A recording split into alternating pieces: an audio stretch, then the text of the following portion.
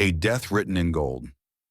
In the burning sands of Mesopotamia, one of Rome's most powerful men met an end so grotesque that it echoed through history. Marcus Licinius Crassus, once the richest man in Rome, would die not by sword nor by spear, but by the very thing he loved most: gold. His enemies forced molten gold down his throat, turning his boundless greed into the instrument of his destruction. But how did this titan of wealth and politics fall so far? To answer that, we must go back to Rome, back to the man who craved not just riches, but eternal glory. Chapter 1: The Richest Man in Rome. Crassus was not born poor. His father was a respected general, and his family already wealthy. But what set Marcus apart was not inheritance, it was opportunity. When Rome descended into bloody civil wars between Marius and Sulla, chaos consumed the city. Homes of the wealthy were confiscated, estates abandoned, fortunes scattered. While others fled or perished, Crassus saw only profit. He purchased confiscated properties at a fraction of their value, using political connections to secure deals no ordinary Roman could dream of. He also built a private fire brigade, a business in itself. When a home caught fire, Crassus would arrive with his men. But instead of putting out the flames, he would bargain. "Sell me your house for almost nothing, and we'll save it." Desperate owners agreed, and once the property was his, the fires were extinguished. It was ruthless, yes, but effective. By the time the smoke cleared, Crassus had transformed himself into a real estate tycoon. He owned blocks of Rome. He controlled mines. He exploited thousands of enslaved workers. He was no longer just wealthy. He was the richest man in Rome, perhaps in the entire world. But money, for all its power, wasn't enough. Rome admired warriors, conquerors, men who etched their names into stone with blood and victory.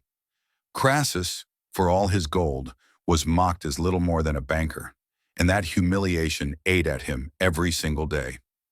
Chapter 2: Fire and Blood, the Slave Revolt. In 73 BCE, Rome faced its most terrifying internal threat: Spartacus. A gladiator once forced to fight for the amusement of Roman crowds had broken free. With him, tens of thousands of slaves rose in open rebellion. Legions sent to crush them were annihilated. Roman commanders humiliated. Panic spread like wildfire, and Crassus saw his chance. Appointed to lead, he brought discipline and terror. When his own legions faltered, he revived the ancient punishment of decimation. Every 10th soldier executed by his comrades. The message was clear: fight or die. It worked. His army hardened. Crassus outmaneuvered Spartacus, cutting off supplies, building massive fortifications, and finally trapping the rebel army in southern Italy. The final clash was brutal. Spartacus himself died in battle, his body never found. But Rome's roads told the story. 6,000 captured slaves were crucified along the Appian Way. Their broken bodies stretched for miles, a gruesome warning to all who would dare rise against Rome. Crassus had his victory, his reputation restored. Yet when the triumph was celebrated in Rome, it was Pompey, Crassus's rival, who stole the glory, claiming he had ended the war by mopping up the fleeing survivors. Once again, Crassus's greatest success was overshadowed. Chapter 3: The Triumvirate of Giants. By the 60s BCE, Rome was ruled not by the Senate, but by three men: Julius Caesar, brilliant, ambitious, and adored by the people; Pompey the Great, Rome's most celebrated general; and Crassus, the man of limitless wealth. Together they formed the first triumvirate, a secret alliance that controlled Roman politics. Caesar needed Crassus' money to fund his campaigns. Pompey needed his influence to pass laws. And Crassus needed their military fame to elevate his own standing. But inside the alliance, tension burned. Caesar's victories in Gaul made him a legend. Pompey's conquests in the East made him Rome's champion. And Crassus? Still mocked as the banker among warriors. For a man obsessed with honor, it was unbearable. At 60 years old, when most men would retire to villas and baths, Crassus set his sights eastward, on Parthia.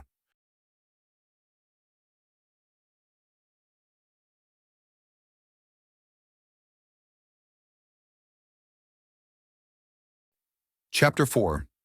The Road to Parthia. The Parthian Empire stretched across the east, controlling the silk and spice routes that funneled unimaginable wealth into the Mediterranean. Crassus dreamed of conquering it all. He saw Parthia as his goal, his chance to rival Caesar and Pompey.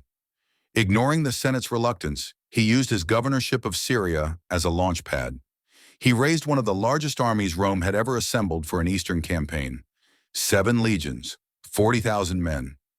Among them was his son, Publius, a rising star and proven warrior. Local allies warned him. Parthia was unlike any foe Rome had faced. Its armies were fast, mounted, armed with deadly archers. Its deserts could swallow legions whole. Crassus dismissed them. Rome had crushed all enemies before. Why should Parthia be different? His hubris would prove fatal. Chapter 5. Carrhae, the Desert of Death. In 53 BCE, Crassus marched deep into Mesopotamia. At first, success seemed certain. Cities fell, villages surrendered, Rome advanced unopposed. But it was all a trap.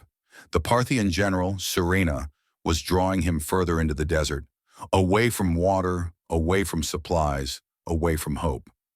At Carrhae, the Parthians struck. Tens of thousands of horse archers unleashed storms of arrows that darkened the sky. Roman shields rattled under the endless barrage. Unlike other enemies, the Parthians never ran out. They had camel trains carrying fresh supplies of arrows. Hour after hour, the Romans were shredded. Crassus's son, Publius, led a desperate cavalry charge to break the enemy lines. Instead, he was surrounded, slaughtered, and his severed head paraded before his father's eyes. The greatest army Rome had ever sent east collapsed in chaos. Thousands killed, thousands captured. The mighty legions reduced to broken remnants, stumbling through the desert. Rome had met its match. Chapter 6. A Death of Gold. Surena, victorious, offered peace talks. Crassus, broken and desperate, agreed. But the parley turned into betrayal. The Romans were seized. Their commander, the richest man in Rome, was brought before his enemies.